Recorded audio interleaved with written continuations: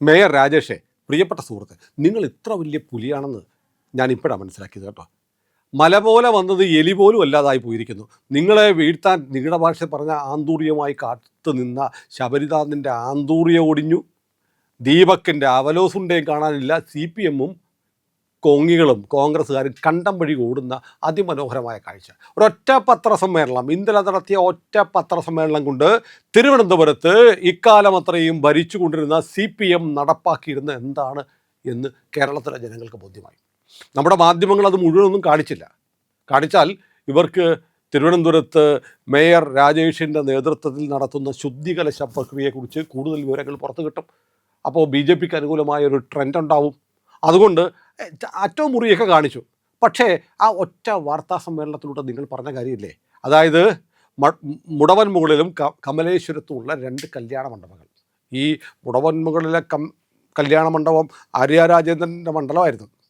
ഈ 2 കല്യാണ മണ്ഡപങ്ങളും CPMകാർക്ക് കരാറിന് കൊടുത്തിരിക്കുകയായിരുന്നു. കരാറിൻ്റെ കാലാവധിയൊക്കെ കഴിഞ്ഞിട്ടും കോർപ്പറേഷൻ്റെ കല്യാണ മണ്ഡപങ്ങൾ CPM അങ്ങനെ കയ്യിൽ വെച്ചുകൊണ്ടിരിക്കുകയായിരുന്നു. എന്നിട്ട് നാട്ടുകാരുടെ നിന്ന് കാശ് പിരിക്കും, കല്യാണം നടത്തും ഒക്കെ ചെയ്യുകയാണ്. അപ്പോൾ ഇത് രണ്ടും ശ്രദ്ധയിൽപ്പെട്ടു. നഗരസഭയുടെ യോഗം കഴിഞ്ഞു.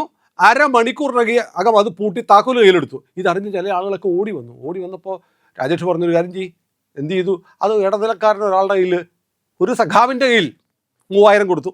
ബാക്കി 13,000 കൂടെ കൊടുക്കാനുണ്ട്.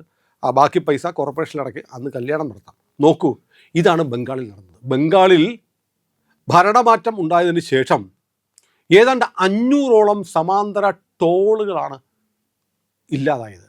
തൃണമൂലുകാരങ്ങനെ റോഡിൽ ഒരു കമ്പും വെച്ച് കെട്ടിയിട്ട് ടോള് പിരിക്കുക. ഏതാണ്ട് ജാർഖണ്ഡിലും ഉത്തരാഖണ്ഡിൽ നിന്നുമൊക്കെ ആയിട്ട് ഒരു ദിവസം ഏതാണ്ട് 1,00,000-ഓളം വാഹനങ്ങൾ ബംഗാളിലേക്ക് കടന്നു പോകുന്നുണ്ട്. ഓരോന്നിൻ്റെ കയ്യിൽ നിന്നും, ഓരോ വണ്ടിയിൽ നിന്നും 1000 ഉറുപ്പിക വരെ ഇവർ പിരിക്കുമായിരുന്നു ഒരു ദിവസം. എത്ര കോടി രൂപ! മമതയുടെ മരുമകനായ അഭിഷേക് ബാനർജിയുടെ നേതൃത്വത്തിലാണ് ഈ ടോൾ കൊള്ള നടന്നിരുന്നത്. സർക്കാരിൻ്റെ സംവിധാനങ്ങൾ ആകെ ജനങ്ങളെ കൊള്ളയടിക്കാൻ ഉപയോഗിക്കുക. എന്നിട്ടോ സർക്കാരിൻ്റെ ആനുകൂല്യങ്ങൾ കൊടുക്കുന്നതിന് കട്ട് മണി ഇത്ര % പിരിച്ചെടുക്കുക. ഇതാണ് ബംഗാളിൽ ചെയ്തുകൊണ്ടിരുന്നത്. അതിൻ്റെ തനിപ്പകർപ്പാണ് തിരുവനന്തപുരത്ത് നടന്നുകൊണ്ടിരിക്കുന്നതെന്ന് രാജേഷ് പുറത്തു കൊണ്ടിരുന്നു. പാളയം മാർക്കറ്റിൽ ഉൾപ്പെടെ കോർപ്പറേഷൻ്റെ സ്ഥലങ്ങൾ പിടിച്ചെടുത്ത് പാർട്ടി ഓഫീസുകളാക്കുന്നു. എല്ലാം ഒഴിപ്പിച്ചു. ബുൾഡോസർ ഇറക്കി രാജേഷ്. അവിടെ ചില കെട്ടിടങ്ങൾ നിർമ്മിച്ചു. അതായത് ഒരു കെട്ടിടം ഉണ്ടാക്കി. കെട്ടിടത്തിൽ 30 കോടി രൂപ ചെലവഴിച്ച് ഒരു കെട്ടിടം ഉണ്ടാക്കി. ലോക് ഭവൻ്റെയും സൂവിൻ്റെ അടുത്ത് വളരെ തന്ത്രപ്രധാനമായ സ്ഥലത്ത് ഏതാണ്ട് 30 കോടി മുടക്കി ഒരു ഷോപ്പിംഗ് കോംപ്ലക്സ് ഉണ്ടാക്കി. 9 കടമുറികളോ മറ്റോ ഉണ്ടാക്കി. 3 മറ്റോ ഇപ്പോൾ പ്രവർത്തിക്കുന്നുള്ളൂ. കാരണം ബാക്കിയുള്ളത് പ്രവർത്തിക്കാൻ പറ്റില്ല. കാരണം അതിന് മുന്നിൽ വേറെ കെട്ടിടമുണ്ട്. ഈ കട തുറന്നാൽ ഒരു പട്ടിക്കുഞ്ഞു പോലും അങ്ങോട്ട് കയറില്ല. പിന്നെ 30 കോടി മുടക്കി ഉണ്ടാക്കിയത് എന്തിനാ? കോടികളുടെ അഴിമതിയാണ്. രാജേഷിൻ്റെ ഭാഷയിൽ പറഞ്ഞാൽ 100 കണക്കിന് കോടി രൂപയുടെ പ്രോപ്പർട്ടി തിരുവനന്തപുരം കോർപ്പറേഷനുണ്ട്. അതിൽ നിന്നുള്ള വരുമാനവും വാടകയും മാത്രം ലഭിച്ചാൽ കോർപ്പറേഷൻ്റെ ദൈനംദിന പ്രവർത്തനങ്ങൾ അത്യാവശ്യം നടന്നു പോകും. എന്നാൽ ഈ കാലം അത്രയും തിരുവനന്തപുരം കോർപ്പറേഷൻ ഭരിച്ചുകൊണ്ടിരുന്ന CPM അത് അവരുടെ പാർട്ടി വളർത്താനുള്ള ധനാഗമ മാർഗമായി കോർപ്പറേഷനെ ഉപയോഗിക്കുമായിരുന്നു. അവിടെയാണ് രാജേഷ് വരികയും രാജേഷ് ഒന്നൊന്നായി ഇത് അടച്ചുപൂട്ടുകയും ചെയ്തു. CPMൻ്റെ തിരുവനന്തപുരത്തെ AKG സെൻറ്റർ പ്രവർത്തിക്കാനുള്ള കാശ് പോലും ഈ കോർപ്പറേഷനിൽ നടത്തുന്ന കൊള്ളയിൽ നിന്നാണോ കിട്ടിയിരുന്നത് എന്ന് പോലും സംശയിക്കേണ്ടിയിരിക്കുന്നു. അതുപോലെ പാർട്ടിക്ക് പണമുണ്ടാക്കാനുള്ള ഒരു സംവിധാനമായി കോർപ്പറേഷനെ ഉപയോഗിച്ചിരുന്ന കാലം കഴിഞ്ഞു എന്നും മാത്രമല്ല, അതിൻ്റെ ഫയലുകൾ മുഴുവൻ പുറത്തെടുത്ത് കൊണ്ടുവരികയാണ് രാജേഷ്. ബുൾഡോസർ കയറ്റേണ്ടടുത്ത് ബുൾഡോസർ കയറ്റും. അങ്ങനെ വന്നപ്പോൾ പിടിച്ചു നിൽക്കാൻ പറ്റില്ല. എങ്ങനെയെങ്കിലും ഈ ഭരണം വീഴിക്കണം. അതിന് വിപിൻ എന്നൊക്കെ പറയുന്ന ആ കാക്കിക്കുള്ളിലെ ലോക്കൽ കമ്മിറ്റി മെമ്പറേയും ഒക്കെ ഉപയോഗിച്ച് കോർപ്പറേഷൻ ഭരണം അട്ടിമറിക്കാനുള്ള ശ്രമം നടത്തിക്കൊണ്ടിരിക്കും. ഇത് കേരളം കാണുന്നുണ്ട്. രാജേഷിൻ്റെ വാർത്താ സമ്മേളനം കേരളത്തിലെ ജനങ്ങൾ വളരെ കൗതുകത്തോടെയാണ് കണ്ടത്.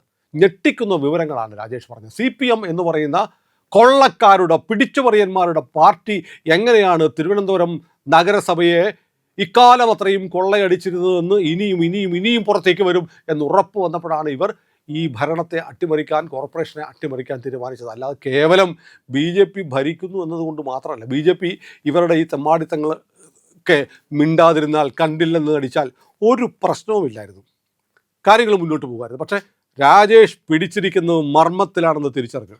അവിടെയാണ് ശബരിനാഥൻ ഞങ്ങളൊരു അവിശ്വാസം കൊണ്ടുവരുന്നു എന്നൊക്കെ പറഞ്ഞത്. ശബരിനാഥൻ ആൾ കൊള്ളാം, നല്ല കക്ഷിയാണ്, നല്ല ചെറുപ്പക്കാരനാണ്. പക്ഷേ അത്യാവശ്യം കാര്യങ്ങൾ പഠിച്ച് പറയണം. ഒരു IAS കാരിയായിട്ടുള്ള ഭാര്യയൊക്കെ ഉണ്ടല്ലോ, മിനിമം അവരോടെങ്കിലുമൊക്കെ ചോദിക്കാം. നമുക്ക് അറിഞ്ഞുകൂടാത്ത കാര്യങ്ങളാണെങ്കിൽ അവർക്കറിയാമെങ്കിൽ ചോദിക്കാം. അതെ, കോർപ്പറേഷനിൽ ഈ അവിശ്വാസ പ്രമേയം കൊണ്ടുവരണമെങ്കിൽ ശബരിനാഥ പ്രമേയത്തിൽ 1/3 പേര് ഒപ്പിടണം. എന്ന് വെച്ചാൽ 34 പേര് ഒപ്പിടണം. എത്രയുണ്ട്? UDFന് 21, LDFന് 29. എവിടെ? അവിശ്വാസ പ്രമേയം അവതരിപ്പിക്കാൻ പോലും, എഴുതി ഒപ്പിടാൻ പോലും പറ്റുന്ന ഭൂരിപക്ഷമില്ല. അല്ലെങ്കിൽ നിങ്ങളുടെ 2 പേരുടെ ഒന്നിക്കണം. ഇനി ഒന്നിച്ചൊരു പ്രമേയം അവതരിപ്പിച്ചാലോ? പ്രമേയം അവതരിപ്പിക്കാൻ 51 പേർ സഭയിൽ വേണം. നിങ്ങളുടെ 21ഉം 29 കൂടെ കൂട്ടിയാൽ എത്രയാവും? 50 ആവത്തുള്ളൂ. നിങ്ങൾ 2 കൂട്ടരും കൂടെ ചേർന്ന് ഒപ്പിട്ടാലും ഈ പ്രമേയം അവതരിപ്പിക്കാൻ പറ്റില്ല. ഇനി പ്രമേയം അവതരിപ്പിച്ചാലോ? പകുതിയിലേറെ ഭൂരിപക്ഷം വേണം, അല്ലെങ്കിൽ സഭയ്ക്ക് കോറം വേണം. കോറം ഉണ്ടാവണമെങ്കിൽ BJPയുടെ 50 അംഗങ്ങളങ്ങ് മാറി നിന്നാൽ കോറം ഉണ്ടാവത്തില്ല. പാറ്റൂർ രാധാകൃഷ്ണൻ എന്ത് പറഞ്ഞാലും BJP മുന്നണി NDA വിട്ട് പോകത്തില്ല എന്ന് പറഞ്ഞിട്ടുണ്ട്. അപ്പോൾ നിങ്ങൾ അശ്രാന്ത പരിശ്രമം നടത്തിയാൽ, തലകുത്തി നിന്ന് അഭ്യാസങ്ങൾ കാണിച്ചാലും തിരുവനന്തപുരം കോർപ്പറേഷനിലെ ഭരണം അട്ടിമറിക്കാൻ കഴിയില്ല. അതിനാണ് നിങ്ങൾ സുഗതനെ ജയിലിലടച്ചത്. ഇനി ആരെയെങ്കിലും പൊക്കാൻ പറ്റുമോ നോക്കുന്നത്, വേണ്ടി വന്ന ആരെയെങ്കിലും കൊന്നു കളയാൻ പറ്റുമോ നോക്കുന്നത്. അതുവരെ നിങ്ങൾ ചെയ്യും. കാരണം CPMൻ്റെ പാർട്ടി അങ്ങനെയാണല്ലോ.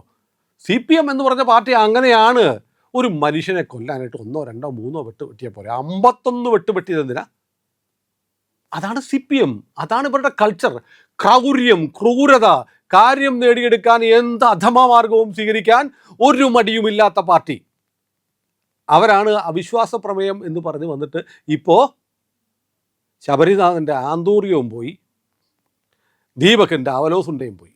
ഏതായാലും രാജേഷിൻ്റെ ഈ പ്രയോഗം കാരണം ശബരിനാഥന് ആന്തൂര്യമൊന്നും ദീപകിന് അവലോസുണ്ടയും എന്ന് പേര് വീഴുമോ എന്നാണ് എൻ്റെ സംശയം. ഏതായാലും VV രാജേഷ് ആൾ സൂപ്പറാണ് കേട്ടോ, പറയാത്ത തരമില്ല. എന്തായാലും തിരുവനന്തപുരം കോർപ്പറേഷൻ ഭരണം കേരളത്തിന് വലിയ പ്രതീക്ഷ നൽകുന്നുണ്ട്. ഞാൻ നേരത്തെ പലതവണ പറഞ്ഞതുപോലെ ഇന്ത്യയുടെ പ്രധാനമന്ത്രി 2 തവണ ട്വീറ്റ് ചെയ്തിട്ടുണ്ടെങ്കിൽ ഇന്ത്യൻ പ്രധാനമന്ത്രിക്ക് പ്രത്യേക താല്പര്യമുള്ള ഭരണമാണ് തിരുവനന്തപുരം കോർപ്പറേഷൻ്റെ ഭരണം. അവിടെ കയറി കടിച്ച് പല്ല് കളയാൻ, രാജേഷിനെ അട്ടിമറിക്കാൻ നോക്കുന്നവർക്ക് നല്ല പണി കിട്ടും. എപ്പോൾ കിട്ടിയെന്ന് ചോദിച്ചാൽ മതി. ഏതായാലും തിരുവനന്തപുരം കോർപ്പറേഷൻ അനുസ്യൂതം, അവിരാമം അവരുടെ മാതൃകാപരമായ പ്രവർത്തനങ്ങൾ നടക്കട്ടെ. ഞാൻ പ്രേക്ഷകരോട് ചോദിക്കുന്നു, നിങ്ങൾക്ക് എത്ര പേർക്ക് കൊല്ലത്തെ മേയർ, കൊച്ചിയിലെ മേയർ, തൃശ്ശൂരെ മേയർ, കണ്ണൂരെ മേയർ, കോഴിക്കോട്ടെ മേയർ ഇവരുടെ പേരറിയാം? അറിയാവുന്നവരൊന്ന് എഴുതി വെച്ച്. അറിയത്തില്ല. ഭൂരിപക്ഷം പേർക്കും അറിയില്ല, എനിക്കും അറിയില്ല. കൊച്ചിയിലെ മേയർ മിനിയാണെന്ന് എനിക്കറിയാം, ബാക്കിയുള്ളവരുടെ പേര് എനിക്കും അറിയില്ല. നോക്കണം, റഫർ ചെയ്യണം. കാരണം അവരൊക്കെ വെറും പേരിന് മേയറായിരിക്കുമ്പോൾ ഇവിടെ വേണ്ടി വന്നാൽ ബുൾഡോസറിൽ കയറണമെങ്കിൽ അതിൽ കയറിയും വരുമെന്ന് പറയുന്ന ഒരു മേയർ തിരുവനന്തപുരത്തുണ്ട്. കേരളത്തിന് ഇപ്പോൾ ഒറ്റ മേയർ ഉള്ളൂ. കേരളത്തിൻ്റെ മേയറാണ് രാജേഷ്. അങ്ങനെയുള്ള മേയറെ അഭിവാദ്യം ചെയ്ത് സർവാത്മന പിന്തുണ കൊടുക്കുക എന്നുള്ളത് കേരളത്തിലെ മുഴുവൻ ജനാധിപത്യ വിശ്വാസികളുടെയും ആവശ്യമാണ് എന്ന് ഓർമ്മിപ്പിച്ചുകൊണ്ട് ഈ വർത്തമാനം അവസാനിപ്പിക്കാം. നമ്മുടെ ചാനൽ സബ്സ്ക്രൈബ് ചെയ്തിട്ടില്ല എങ്കിൽ ഉറപ്പായിട്ടും ചെയ്യണേ.